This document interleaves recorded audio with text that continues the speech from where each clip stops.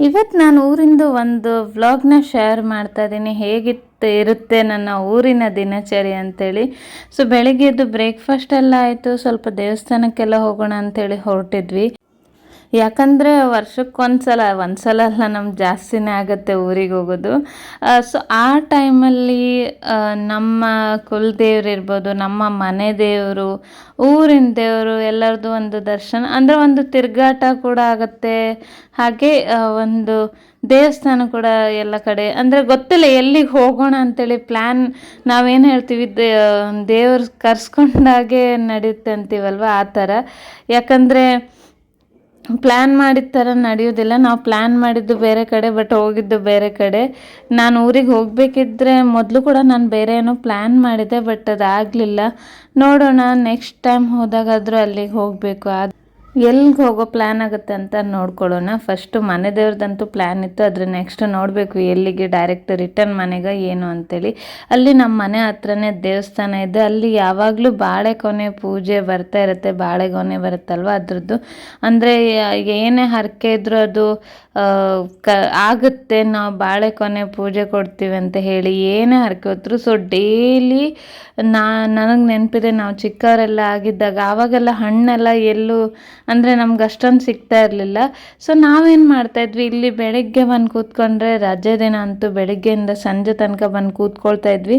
ಯಾಕಂದರೆ ಬಾಳೆಹಣ್ಣು ಪ್ರಸಾದದಿದ್ರಲ್ಲಿ ಬಾಳೆಹಣ್ಣು ಕೊಡ್ತಾರೆ ಅಂತೇಳಿ. ಕೆಲವರು ಎರಡೆರಡು ಬಾಳೆಹಣ್ಣು ಕೊಟ್ರಂತೂ ತುಂಬ ಖುಷಿ. ಇವಾಗ ಅಲ್ಲಿ ಬಾಳೆಹಣ್ಣು ಯಾವಾಗಲೂ ಬರ್ತಾನೆ ಇರುತ್ತೆ ಪೂಜೆಗೆ, ಆದರೆ ಜನ ಕಡಿಮೆ, ಯಾರು ಬಾಳೆಹಣ್ಣಿಗೋಸ್ಕರ ಕಾಯೋದಿಲ್ಲ. ಸೊ ನಾನು ಇವಾಗ ಹೀಗೆ ಬರಬೇಕಾದ್ರೆ ಒಬ್ಬರು ಪೂಜೆ ಕೊಟ್ಟಿದ್ದರು. ಸೊ ಬಾಳೆಹಣ್ಣಿತ್ತು, ಅದನ್ನೇ ತೊಗೊಂಡು ಇವಾಗ ತಿಂತಾ ಹೋಗ್ತಾ ಇದ್ದೀನಿ ಕಾರ್ ಹತ್ರ. ಸ್ವಲ್ಪ ಮುಂದೆ ಇಟ್ಟಿದ್ವಿ, ಇಲ್ಲಿ ಬಿಸಿಲು ತುಂಬಾ ಇತ್ತು, ಅದಕ್ಕೆ ಮಳೆ ಇನ್ನೂ ಸ್ಟಾರ್ಟ್ ಆಗಲಿಲ್ಲ. ಇವಾಗ ಮಳೆ ಸ್ಟಾರ್ಟ್ ಆಗಿದೆ, ಬಟ್ ನಾನಿರೋ ಟೈಮಲ್ಲಿ ಮಳೆ ಸ್ಟಾರ್ಟ್ ಆಗಲಿಲ್ಲ. ಸೊ ಅದಕ್ಕೆ ಕಾರ್ ಸ್ವಲ್ಪ ಆ ಕಡೆ ಇಟ್ಟಿದ್ವಿ. ಸೊ ಅಲ್ಲಿಗೆ ಹೋಗ್ತಾ ಇದ್ದೀವಿ ನಾವಿವಾಗ. ಫಸ್ಟ್ ನಾವು ನಮ್ಮ ಮನೆ ದೇವ್ರ ದೇವಸ್ಥಾನಕ್ಕೆ ಹೊರಟಿದ್ವಿ. ಸ್ವಲ್ಪ ದೂರ ಅಂದರೆ ಬಸ್ಸಲ್ಲಿ ಹೋಗಬೇಕಾಗತ್ತೆ, ವಾಕಿಂಗ್ ಡಿಸ್ಟೆನ್ಸ್ ಏನಿಲ್ಲ. ಬಟ್ ಹೋಗೋದಕ್ಕೆ ಪ್ರಯತ್ನ ಪಡ್ತೀವಿ ಆದಷ್ಟು. ಅಂದರೆ ಹೋದ ಟೈಮಲ್ಲಾದರೂ ಆ ಮನೆ ದೇವರಿಗೆ ಹೋಗಿ ಕೈ ಮುಗ್ದು ಬರಬೇಕು ಅಂತೇಳಿ. ನಾನು ಚಿಕ್ಕ ಮಗ ಹುಟ್ಟಿದ ಮೇಲಂತೂ ಹೋಗಲಿಲ್ಲ. ಅದು ಹಬ್ಬ ಎಲ್ಲ ಇದ್ದಾಗಂತೂ ಅಂದರೆ ದೇವರ ಹಬ್ಬ ಇರುತ್ತಲ್ವ, ಅದು ಜನವರಿಯಲ್ಲಿ ಇರುತ್ತೆ. ಆ ಟೈಮಲ್ಲೂ ನಿಜವಾಗ್ಲೂ ಹೋಗೋದಕ್ಕಾಗೋದಿಲ್ಲ. ಅಂದರೆ ಒಂದು ಮಗಳ ಎಕ್ಸಾಮ್ ಏನಾದರೂ ನಡೀತಾನೆ ಇರುತ್ತೆ. ಮೊದಲು ತುಂಬ ಟೈಮ್ ಆಯಿತು ನಾನು ಹಬ್ಬಕ್ಕೆಲ್ಲ ಹೋಗಲೇ ಇಲ್ಲ. ಸೊ ಹಬ್ಬ ಇಲ್ಲದೆ ಇರೋ ಟೈಮಲ್ಲಿ ಯಾವ ಟೈಮಲ್ಲಿ ಹೋಗ್ತೀವಿ ಆ ಟೈಮಲ್ಲಿ ಒಂದು ಸಲ ದೇವಸ್ಥಾನಕ್ಕೆ ಹೋಗಿ ಪೂಜೆ ಎಲ್ಲ ಮಾಡಿ ಬರ್ತೀವಿ ನಾವು. ನಾವಂತಲ್ಲ, ಯಾರೇ ಎಷ್ಟೇ ದೂರ ಇರಲಿ, ನಿಮಗೆ ಅಟ್ಲೀಸ್ಟ್ ವರ್ಷಕ್ಕೊಮ್ಮೆ ಆದರೂ ಹೋಗ್ತೀರಿ. 2 ವರ್ಷ 3 ವರ್ಷ ಯಾವಾಗಲೂ ಹೋಗಿ ನಮ್ಮ ಮನೆಯವ್ರನ್ನ ಹೇಗೆ ಭೇಟಿ ಮಾಡ್ತೀವಿ, ನಮ್ಮ ಮನೆ ದೇವರನ್ನು ಕೂಡ ಹಾಗೆ ಒಂದು ಸಲ ಹೋಗಿ ಭೇಟಿ ಮಾಡಿ ಬನ್ನಿ. ನೀವು ದೊಡ್ಡ ಪೂಜೆ ಕೊಡಬೇಕು ಆ ಥರದ್ದೆಲ್ಲ ಏನಿಲ್ಲ. ಜಸ್ಟ್ ಒಂದು ಸಲ ಹೋಗಿ ದೇವರಿಗೆ ಕೈ ಮುಗ್ದು ಬನ್ನಿ, ಅಷ್ಟೇ ಸಾಕಾಗುತ್ತೆ. ಅಂದರೆ ಮೊದಲಿನ ಕಾಲದಿಂದನೂ ನಡ್ಸ್ಕೊಂಡು ಬಂದಿರೋದು ಮನೆ ದೇವರು ಅಂತೇಳಿ. ಅದನ್ನು ನಾವು ಇವಾಗ ಇತ್ತೀಚೆಗೆ ನಮ್ಮ ಕೆಲವ್ರ ಮೊಮ್ಮಕ್ಳ ಹತ್ರ ಕೇಳಿದರೆ ಅವ್ರಿಗೆ ಗೊತ್ತೇ ಇರೋದಿಲ್ಲ ನಮ್ಮ ಮನೆ ದೇವರು ಅಂದರೆ ಯಾವುದು ಎಲ್ಲಿದೆ ಏನು ಗೊತ್ತೇ ಇರೋದಿಲ್ಲ. ಆ ಥರ ಎಲ್ಲ ಮಾಡಬಾರ್ದು, ನಮಗೆ ಕಷ್ಟ ಬಂದಾಗ ಬೇಕಾಗುತ್ತೆ.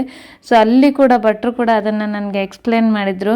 ಅಂದರೆ ಮನೆ ದೇವ್ರಿಗೆ ನೀವು ವರ್ಷಕ್ಕೊಮ್ಮೆ ಬಂದು ಭೇಟಿ ನೀಡಿ ಹೋಗಬೇಕು. ಅಂದರೆ ನಮ್ಮ ಮನೆಯವ್ರ ಥರ, ಆ ಥರ ಅಂದರೆ ಅವ್ರು ತುಂಬ ಒಳ್ಳೆ ಎಕ್ಸ್ಪ್ಲೇನ್ ಮಾಡಿದರು. ನಂಗೆ ತುಂಬ ಖುಷಿ ಆಯಿತು ಅವರು ಎಕ್ಸ್ಪ್ಲೇನ್ ಮಾಡಿರೋ ರೀತಿ ಎಲ್ಲ ನೋಡಿ.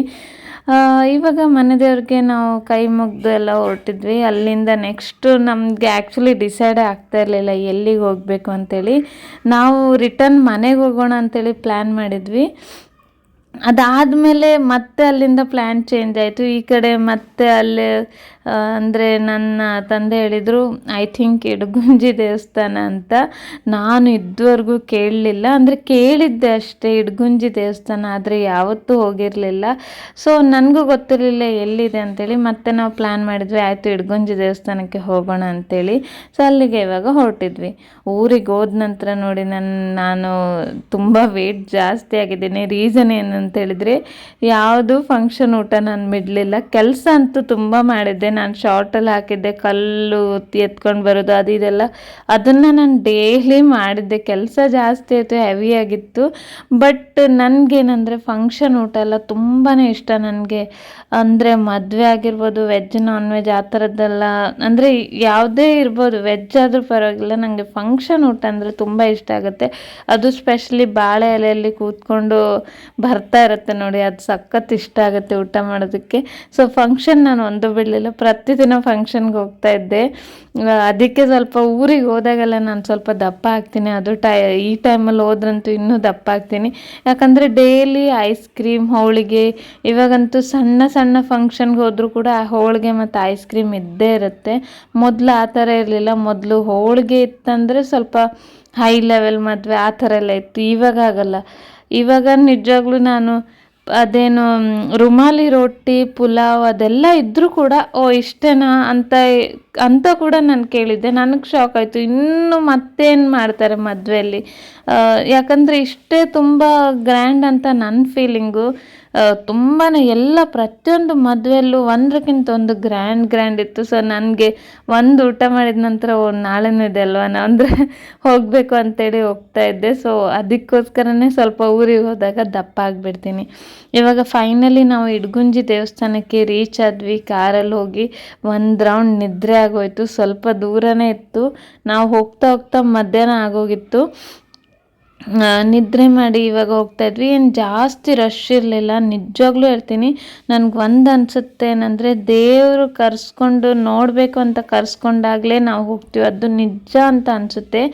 ನಾವು ಮಧ್ಯಾಹ್ನ ಆಗಿತ್ತು ಹೋಗಿ, ನಮ್ಮದೇ ಲಾಸ್ಟ್ ಎಂಟ್ರಿ. ಅಂದರೆ ಅವರು ಡೋರ್ ಕ್ಲೋಸ್ ಮಾಡಬೇಕಾದ್ರೆ ನಾವು ಜಸ್ಟ್ ಎಂಟರ್ ಆಗಿದ್ವಿ. ಅಂದರೆ ಲಾಸ್ಟ್ ಎಂಟ್ರಿ. ನನಗೆ ನಿಜವಾಗ್ಲೂ ತುಂಬ ಖುಷಿ ಆಯಿತು. ಅಂದರೆ ನಾವು ಅದು ಒಂದು ವೇಳೆ ಕ್ಲೋಸ್ ಆದರೆ 1 ಗಂಟೆಗೆ ಕ್ಲೋಸ್ ಆಗುತ್ತೆ ಅನಿಸುತ್ತೆ, 1-12ವರೆಗೆ ಎಷ್ಟು, ಮತ್ತೆ ಡೈರೆಕ್ಟು 3-3:30ಗೆ ಓಪನ್ ಆಗಿಬಿಡುತ್ತೆ. ಸೊ ನನಗೆ ತುಂಬ ಖುಷಿ ಆಯಿತು. ಅಂದರೆ ಒಂದು ವೇಳೆ ಕ್ಲೋಸ್ ಆಗಿದ್ದಿದ್ರೆ ನಾವು ಹೊರಗಡೆಯಿಂದ ಕೈ ಮುಗ್ದು ಹೋಗ್ತಾ ಇರ್ತೀವಿ. ಯಾಕಂದರೆ 3-3:30 ಗಂಟೆ ತನಕ ಈ ಮಕ್ಕಳನ್ನೆಲ್ಲ ಕರ್ಕೊಂಡು ಕೂತ್ಕೊಳ್ಳೋದಕ್ಕೆ ಆಗೋದಿಲ್ಲ. ಸೊ ಅದಕ್ಕೆ ಹೋಗ್ತಾ ಇದ್ವಿ. ಬಟ್ ದೇವ್ರು ಕರ್ಸ್ಕೊಂಡ ಅಂತ ಅನಿಸುತ್ತೆ. ಅದಕ್ಕೆ ದೇವ್ರಿಗೆ ನೋಡಬೇಕಿತ್ತು, ನಮಗೆ ಗೊತ್ತಿಲ್ಲ. ಜಸ್ಟ್ 1 ಸೆಕೆಂಡ್ ಅಷ್ಟೇ, 1-2 ಸೆಕೆಂಡ್ ಅವ್ರು ಕ್ಲೋಸ್ ಮಾಡೋದಕ್ಕೆ ಬರ್ತಾಯಿದ್ರು, ನಾವು ಎಂಟರ್ ಆದ್ವಿ ಅಷ್ಟೇ. ಅಲ್ಲಿಂದ ಡೈರೆಕ್ಟ್ ನಾವು ಊಟದ ಹಾಲ್ಗೆ ಹೋದ್ವಿ. ಊಟ ಇತ್ತು, ಬಟ್ ಅಲ್ಲಿ ಊಟದಲ್ಲಿ ವಿಡಿಯೋ ಎಲ್ಲ ತೆಗೆಯೋ ಆಗಿಲ್ಲ. ಸೊ ಊಟ ಮಾಡಿದ್ವಿ. ಊಟ ಮಾಡಿದ ನಂತರ ತುಂಬ ಬಿಸಿಲಿತ್ತು, ತುಂಬ ಅಂದರೆ ತುಂಬ ಬಿಸಿಲು, ಹೇಳೋದಲ್ಲ. ಅಲ್ಲಿ ಮತ್ತೆ ನಾನು ಲಿಂಬೆ ಶರ್ಬತ್ತು ಮತ್ತು ಎಲ್ಲರಿಗೂ ಮಕ್ಕಳಿಗೆಲ್ಲ ಐಸ್ ಕ್ರೀಮ್ ಕೊಡಿಸಿದ್ದೆ. ಅದಾದ ನಂತರ ಅಲ್ಲೇ ಚಿಪ್ಸ್ ಕೂಡ ತೊಗೊಂಡೆ. ಮಕ್ಕಳೆಲ್ಲ ಇದ್ದಾಗ ಗಾಡಿ ಒಳಗಡೆ ಏನಾದರೂ ಒಂದು ಬೇಕಾಗುತ್ತಲ್ವ, ಅದಕ್ಕೋಸ್ಕರನೇ. ಸೊ ಅದೆಲ್ಲ ತೊಗೊಂಡು ನಾವಿವಾಗ ಮನೆ ಕಡೆ ಹೊರಡ್ತಾ ಇದ್ವಿ. ಮನೆಗೆ ಇನ್ನೂ ಹೋಗಲಿಲ್ಲ, ಹೊರಡೋ ಪ್ಲ್ಯಾನ್ ರಿಟರ್ನಲ್ಲೇ ಇತ್ತು. ಮತ್ತು ನನ್ನ ತಂದೆ ಹೇಳಿದ್ರು ಅಲ್ಲೆಲ್ಲೋ ಮಿಡಲಲ್ಲಿ ಒಂದು ಬೀಚ್ ಬರುತ್ತೆ, ತುಂಬ ಚೆನ್ನಾಗಿದೆ ಅಂತೇಳಿ.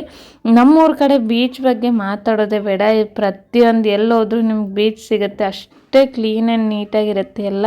ಸೊ ಇಲ್ಲಿ ಒಂದು ಮಧ್ಯಾಹ್ನ ಆಗಿತ್ತು, ಅದಕ್ಕೆ ಬೀಚಲ್ಲಿ ಯಾರು ಜನ ಇರಲಿಲ್ಲ. ಬಟ್ ಎಷ್ಟು ಕ್ಲೀನ್ ಆ್ಯಂಡ್ ನೀಟ್ ಬೀಚ್ ಅಂತ ಹೇಳಿದ್ರೆ, ಅದು ಸ್ಪೆಷಲಿ ಒಬ್ಬರು ಜನ ಇರಲಿಲ್ಲ. ಎಷ್ಟು ಖುಷಿ ಆಯಿತು. ನಾವೇ ಅಷ್ಟೇ ಇದ್ದಿದ್ದು. ಆ ಕಡೆ ಬೋಟೆಲ್ಲ ಇತ್ತು, ಮೀನು ತೊಗೊಂಡು ಹೋಗೋದೆಲ್ಲ. ಸೊ ಅಲ್ಲಿ ತುಂಬಾ ನಾವು ಎಂಜಾಯ್ ಮಾಡಿದ್ವಿ. ಸೊ ಬೀಚಿಗೆ ಹೋದಾಗ ಎಂಜಾಯ್ ಮಾಡೋದಕ್ಕಿಂತ ಮುಂಚೆ ಫಸ್ಟ್ ನೆನಪಾಗಿದ್ದು, ನಾನು ಮಲ್ಲಿಗೆ ಹೂವು ಮುಡ್ಕೊಂಡಿದ್ದೆ ಅಂತೇಳಿ. ನಮ್ಮ ಅಜ್ಜಿ ಯಾವಾಗಲೂ ಹೇಳ್ತಾಯಿದ್ರು, ನೀವು ಯಾವುದೇ ಬೀಚಿಗೆ ಹೋದರೂ ಒಂದು ಮಲ್ಲಿಗೆ ಹೂವು ಮುಡ್ಕೊಂಡು ಹೋಗಬಾರ್ದು, ಬಟ್ ಮುಡ್ಕೊಂಡು ಹೋದರೆ ನೀರಿಗೆ ಎಸಿಬೇಕು ಅಂತೇಳಿ.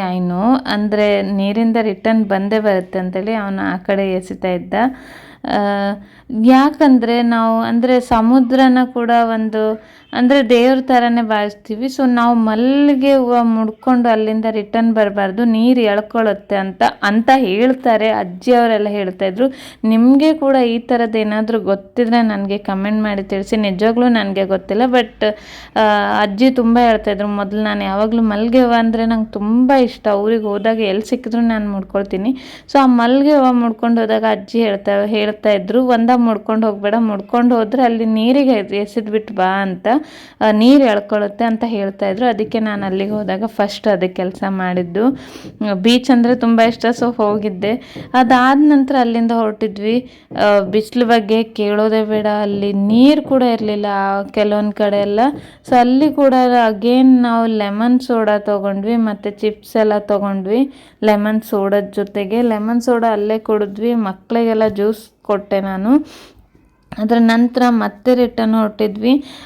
ಮತ್ತೆ ಒಂದು ದೇವಸ್ಥಾನಕ್ಕೆ ಕೂಡ ಹೊರಟಿದ್ವಿ. ರಿಟರ್ನ್ ಹೊರಡ್ತಾ ಇಲ್ಲಿ ತುಂಬ ಜನರಿಗೆ ಇದು ತುಂಬ ಫೇಮಸ್ ದೇವಸ್ಥಾನ. ಇಲ್ಲಿ ಹೋಗಿದ್ವಿ.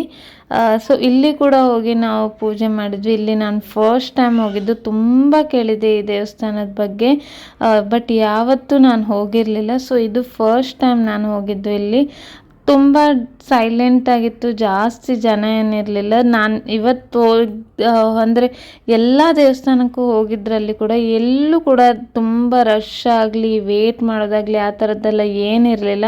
ಇಡಗುಂಜಿಯಲ್ಲಿ ಯೂಶ್ವಲಿ ತುಂಬ ರಶ್ ಇರುತ್ತೆ, ಬಟ್ ಇವತ್ತು ಹೋಗಬೇಕಾದ್ರೆ ಖಾಲಿ ಇತ್ತು ದೇವಸ್ಥಾನದಲ್ಲಿ. ಊಟದಲ್ಲಿ ಸ್ವಲ್ಪ ಊಟದ ಹಾಲಿಗೆ ನಮಗೆ ನಿಂತ್ಕೊಳ್ಬೇಕಿದ್ರೆ ಸಾಕಾಗೋಯ್ತು, ರಶ್ ಇತ್ತು. ಆದರೆ ದೇವಸ್ಥಾನದಲ್ಲಿ ಮಾತ್ರ ಒಂದು ಸ್ವಲ್ಪ ಕೂಡ ರಶ್ ಇರಲಿಲ್ಲ.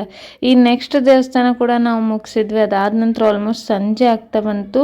ಇಲ್ಲಿ ಒಂದು ರಾಯರ ಮಠ ಇದೆ ಬೈಂದೂರಲ್ಲಿ. ಅದು ಕೂಡ ಇತ್ತೀಚೆಗೆ ಕಟ್ಟಿಸಿದ್ದು, ಅಂದರೆ ಮೊದಲಿತ್ತಂತೆ ಚಿಕ್ಕದು. ನಾನು ನಿಜವಾಗ್ಲೂ ನನಗೆ ಮೊದಲಿದ್ದದ್ದು ನನಗೆ ಗೊತ್ತೇ ಇರಲಿಲ್ಲ, ಅಂದರೆ ಹೋಗಿರಲಿಲ್ಲ ಯಾವತ್ತು. ಬಟ್ ಇದು ಇವಾಗ ಕಟ್ಟಿಸಿದ ನಂತರ ನಾನಿದು ಊರಿಗೆ ಹೋದಾಗ ಒಂದು 2ನೇ 3ನೇ ಸಲನೂ ಹೋಗ್ತಾ ಇದ್ದೀನಿ ಅನಿಸುತ್ತೆ.